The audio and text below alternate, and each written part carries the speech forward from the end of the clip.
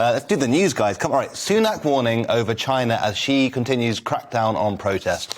So, I mean, this has been all over the papers today. So Rishi Sunak has signalled the end of the golden era of relations between Britain and China when he used his first major foreign policy speech to warn of the creeping authoritarianism of Xi Jinping's regime. I mean, it's hardly creeping, if you ask me. It's been pretty severe. It's crept, really, hasn't it? It's such a good point. I mean, the first question I had after reading this was, why now?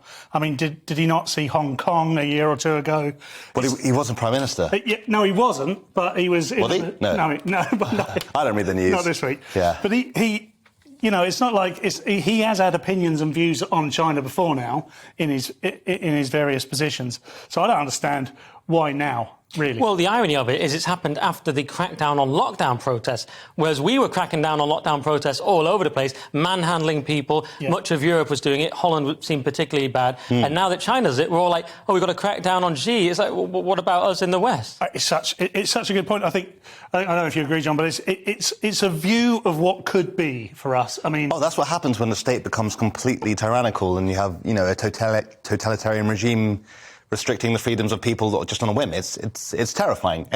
No country is completely safe from going down that route eventually. So the story is that these people the Chinese people are protesting. That's the story. It's not, you know, you have to look deeper to see what they're protesting about, but the fact that they're protesting, Tiananmen Square keeps